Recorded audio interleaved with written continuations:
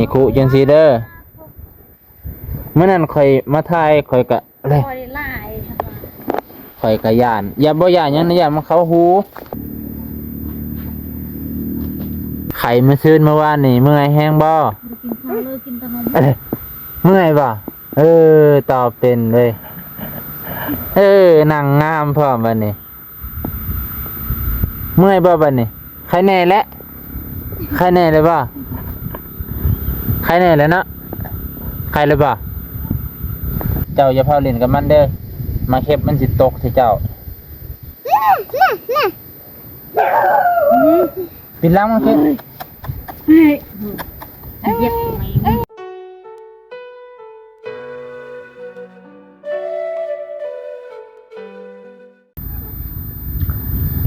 สบายดีพ่อแม่พี่น้องลุงป้าบุษกุสุคนสวัสดีครับพ่อแม่พี่น้องฝั่งไทยมื้อนี้บ่าวนงมาเยี่ยม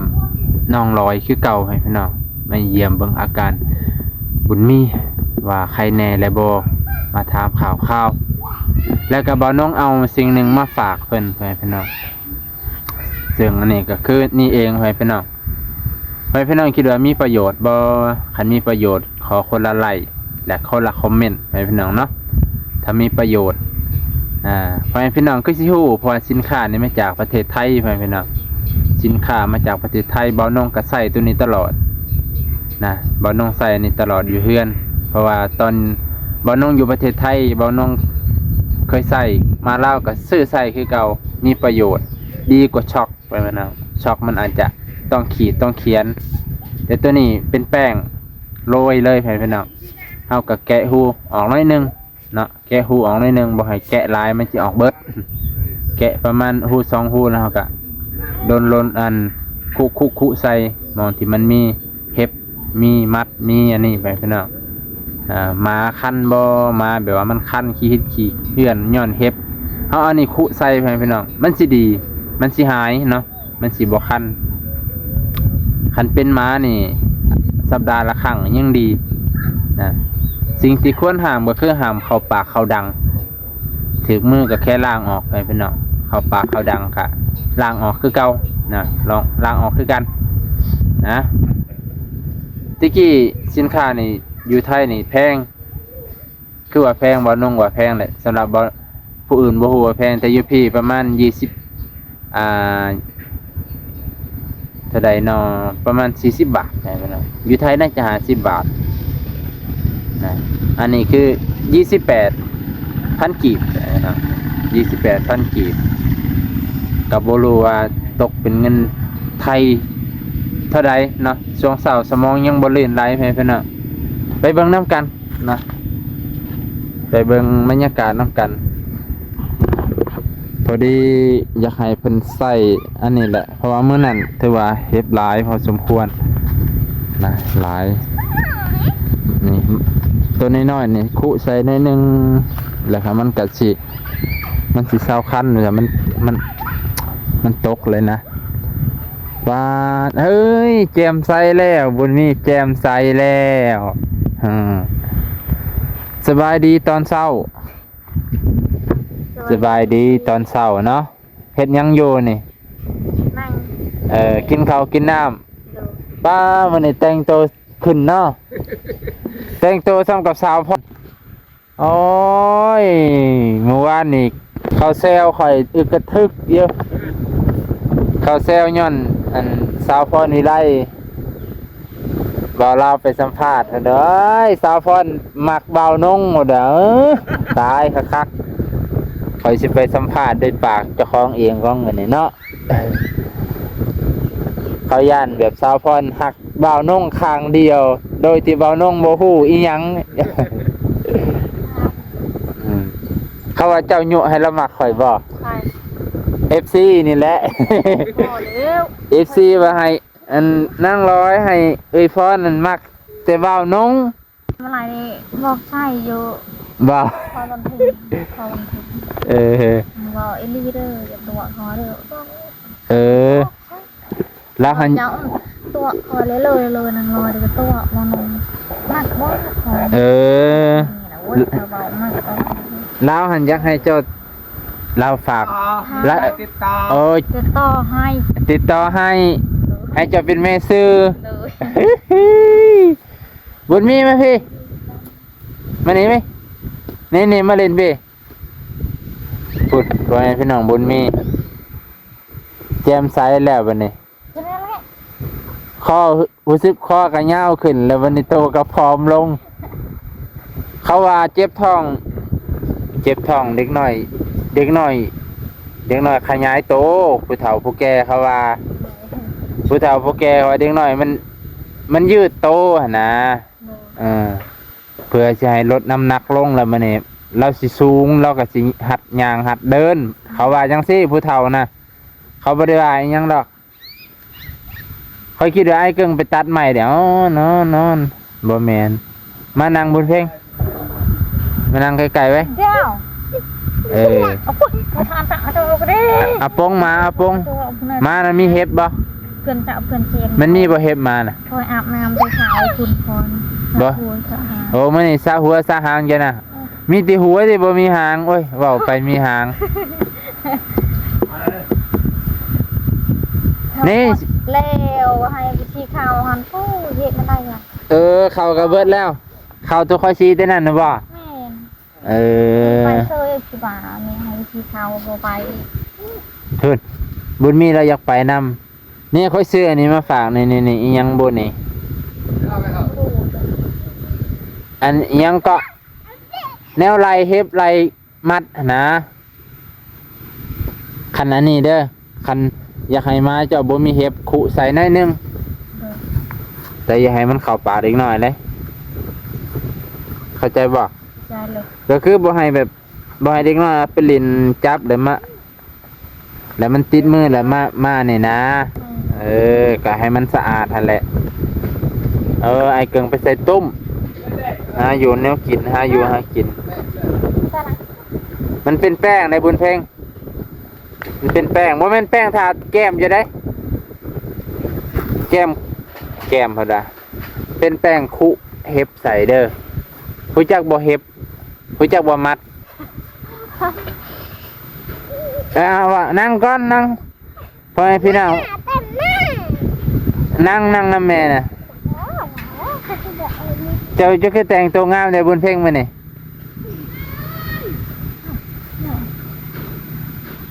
ก็จะสตาร์ไอ้เฮ้ยนั่งบุญเพลง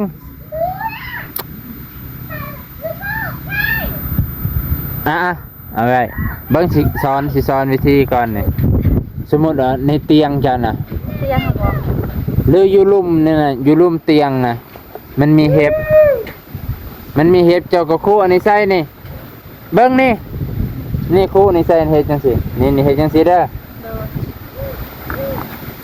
คู่ใส่เตียงใต้ตารางเตียงนะเห็บหลายดี พอผู้เฒ่านี่เต็ม นั่นแหละเอาไปคู่ใส่เอาอันนี้ คู่เฮาตลอดคู่เต็มเลยจะเอา นี่คู่ยังสีเห็บมันนี่รถจะให้บุญมีไปค้านเล่นเท่านั้นนี่โอ้ย เต็มเลย ติดนะ จะไหนมันเข่าหูละหัน จักพันนั่นนี่ นี่เลย 28เอาน้องมาพี่ โอ้นักไก่ลงไปไม่ไอ้ไก่เดียวฟังมาก เอาโกย ๆจะไม่เขาแห้งขึ้น จะนอนบ่จน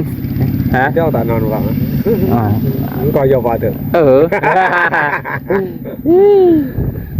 นักไก่ละเกิดที่นู้น เอาโกยไอ้ยานะ มาจงตัวผมแต่งานนุ่งตัว นักกระป๋าเจอเขาลือนะ เด็ก กระป๋าคนอื่นตัวสนั่นกันว่า เต้ไปว่าหนม บ่ หนาวมันว่า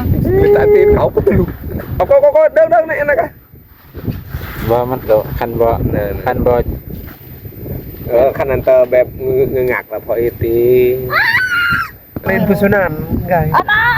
มันจวยเลย อาจจะกันมากได้ เวร ปานนี้พอแล้วโอ้ ดูรัวขาวนี่นะ อันไหนเป็นรอบอหนุ่งเอ๊ะบอหนุ่ง เอากด แล้วเอามาเอ๊ะบาหาหมักใหม่ต้องความสมุดนั่น น่ะบนเพลงน่ะบนมี เลี้ยปลายปีทะเล เอ๊ะเก่าไหน อ้อยน่ะใจจอยลงน่ะบนมีนี่ สมบัติดึงเลยสมบัตินี่ก็ดิ น้องบนมีบนมี hello good morning good morning จริงๆ good morning จริงๆ good morning ใครแน่แล้วบ้าง Pak lah pak. ไปมองได้บนเพลงมาสิคู่ใส่เนี่ยมองได้ใส่ เท่านั้นก็ลายป่ะ แถวนี้บ่แถวพื้นนี่บ่ นั่นน่ะ มันว่าแหละไก่มันก็นอนนี่บ่ เดี๋ยวนี้แหละมันนอน ไก่ก็นอนบ่ นอน นี่คู่จังซี่เด้อเมื่อนั้นข่อยมาถ่ายข่อยก็อะไร คอยลายฉันว่า ข่อยก็ย่านอย่าบ่ย่านหยังนะย่านมันเข้าหู ย่างที่จำ เพราะว่ามันกินเลือดแท้ๆได้แมงอันนี้คันเบิดคืนนี่ป้าครูเบิ้ลนี่จังว่าสิเบิดนะแปลงได้สิเบิด คือทางนั้นเลยเด้อ สำหรับพวกแมงน้อยๆเนี่ยมันก็ว่ามันคิ้วสำหรับเฮาน่ะบ่คิ้วเพราะว่าเฮาคุมต้านทานเฮาแห้งเบิ่งแล้วนี่แหละนี่คุนี่คือ จืดนั่นนะจืดนั่นนะ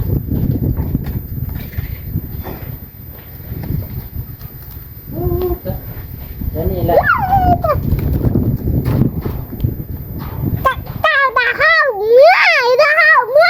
Tình mẹ giờ người lù ฮะ mẹ giờ người thầu แล้วเริ่มบ่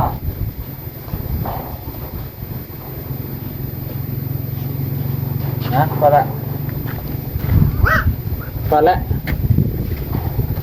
มองใดไก่นอนเนี่ยเอานี่ไปคุใส่ไก่กับสิบ่ตายดอก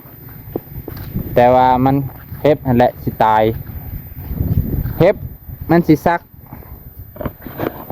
เบิ่งรถในม้าตัวนี้เด้อ จะมาอีกอันเดียว เอ้าให้เฮ็บมันออกเด้ มีไล่ไก่เลยเสร็จมา มาน้อยๆน่ะคุใส่รถเอ้ยนะบนมีใครแน่แล้วบ่เบิ่งไปสัมภาษณ์บนมีก่อนเพิ่นพี่น้อง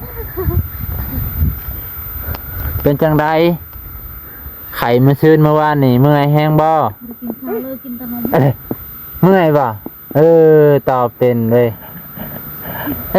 นั่งงามพร้อมบัดนี้เมื่อยบ่บัดนี้ใครแน่แล้วใครแน่เลยบ่ใครแน่แล้วเนาะใครเลยบ่รู้สึกว่าหน้าเพิ่นอยากอัน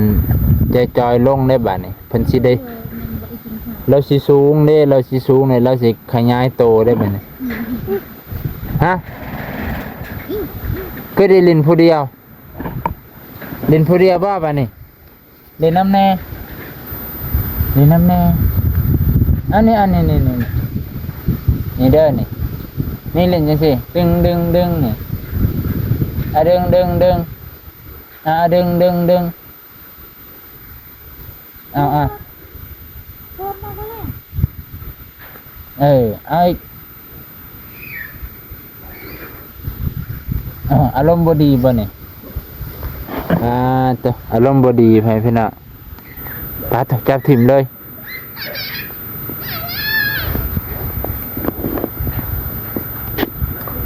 อารมณ์บ่ดีตลอดบนมีนแซ่มาเบิ่งพุ่น แถวนี้ จับไว้เด้อก่อไว้เด้อใช่และเจ้ากระปอยมันทิ่มเด้อบัดนี้บ่จะเจ้าอย่าเผาเล่นกับมันเด้อมาเข็บมันสิตกใส่เจ้าปิดล้างมันขึ้น เหยียบไหมเหยียบอันนี้อันนี้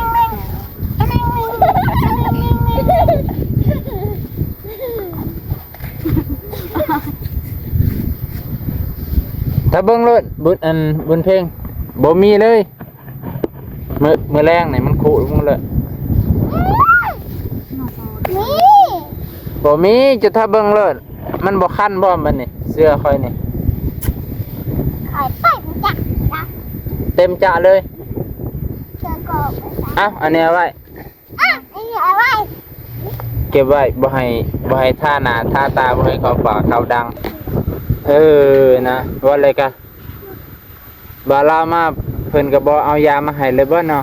ไปต่อยา หัวผมมาไม่ได้ ว่า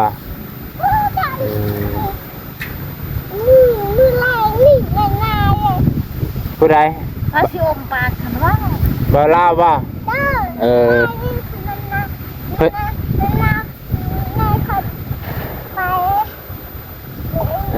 มื้อแรกนี่เรามา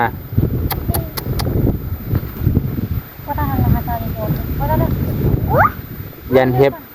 ยันบุญมีไปลินกับม้าแหละยันเฮ็บยันมัดพุบขึ้นเนาะอยู่เทิงสมพอแล้วมันจังเอามาเก็บแต่ว่าบ่แม่นเฮ็บหมาเนาะเฮ็บไก่แม่นบ่ ไก่จะนอนยังไง บ่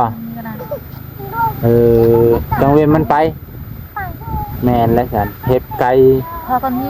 ไก่เงี้ยวก็ มัดไก่ บ่หลับหมดกลางคืนนะ ว้าข่อยยังว่ามันขึ้นฮอดจอโทรศัพท์ขนาด ควนเที่ยวห้างเที่ยวในเที่ยวผมนะ เอาอันนี้คู่ใส่ คอยสักโอ้ยสักผม บ่ได้เพราะเอาอันนี้คู่ใส่บ่ได้ เรากันอ่ำทำแม่ผู้สาวตีดึกเลย คู่ใส่บ่ได้ต้องใส่น้ำยาประพันนุ่มแชมพูก็ได้พวกเจ้าคันคนตัวนี้เอาไว้คู่ห้ามแถวมันนอนไก่หมดก็ได้ได้นี่ลืมบอกคันหมดขึ้นมองได้ที่จะเอาเมียนแนวกินนะคู่อ้อมหมดบ่ขึ้นมาเป็นอาทิตย์เลยมึงเถอะเป็นเดือนเลยหมดงามหมดดำๆนะหมดดำๆนะคู่รัดใส่เสามันเลย ฟ้าเมียนไป มันนี่คือแต่งตัวดูดีแต่บุญเพ่ง เป็นอะไรฮะ ไม่ได้อาบน้ำอาบอยู่บนขาเรายังขาเราสะอาดอยู่มาเนี่ยอาบน้ำแล้วอาบน้ำ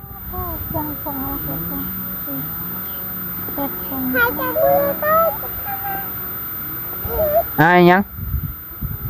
ฮ้อนบ่หนาวบ่เสียส่งซักมันเลยเนาะผ่านเนาะบอกให้พี่น้องภายในซักมันเลยบ่ สักแล้วเอาก่อน ผ้าหอกผ้าห่มผ้าหอกผ้าห่มเนี่ยเพิ่นกระตากไปเลยนี่สะอาดสะอ้างอยู่โยกะสะอาดให้เพิ่นเห็นนี่แหละเพิ่นแห้งว่าให้เจ้าก็บุญมีฮ้อนบ่จักฮ้อนบ่บุญมี ไปไหนยังไปเจอกันทั้งวันเฮ้ย อีสายยังอีก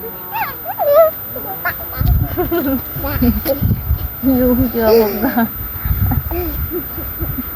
อันนี้ เอา บ่ดินเลยแล้วอ่ะจะจำเลยเจาะข้างไหนกุ้ยอันนี้ก็เล่นบ่ได้อยู่คันให้เราเล่นจังซี่นี่บ่ให้เราแกะออกมาเพื่อนพี่น้องมื้อนี้มาเยี่ยมยามถามข่าวนางร้อยนั่นแหละนางร้อยเนาะเพิ่นก็ถือว่าบุญมีก็อาการดีขึ้นใครแน่แล้วหน้าตาก็สดชื่นแต่ว่าเพิ่นก็รู้สึกว่าผอมๆลงแน่เพราะว่าสุท้องหลายมื้อเนาะเพิ่นก็ต่อไปแล้วอาจจะหัดเดินหัดย่างและบุญมีบัดนี้เข้าสู่กระบวนการยืดตัวนะไปพี่น้องวันช่วงนี้อากาศมันหนาวมันเย็นมาพิงแดดใครแน่ไปพี่น้องเอามาเนี่ยก็สิซ้ำนี่ไปพี่น้องลุงป่าบุญสุขสุขคนขอบคุณขอบใจขอบพระคุณหลายๆที่รับชมตั้งแต่ต้นจนจบเนาะไปพี่น้องบ้านน้องกับมาฝากเครื่องเล็กๆน้อยๆกันบ่ให้มีเฮ็บมีมัดนั่นแหละกุใส่มองที่มันมีนั่นแหละไปพี่น้องการแนะนำวิธีใส่ของเพิ่นบ่ให้เข้าปากเข้าดังของเด็กน้อยเนาะเอาเบอร์นี่จบเพียงเท่านี้ก่อนบายบายก่อนบายบายในบุญเพลงบุญเพลงบายบายเนี่ยสวัสดีฮะสวัสดีค่ะเฮ้ยเห็นว่าแต่งตัวงามเหมือนขี้คุยแล้วเริ่มใหญ่เริ่มขี้คุยแล้วคันมีผู้บ่าวในแห่งขี้คุยเลยเอาไปพี่น้องจบเพียงเท่านี้ก่อน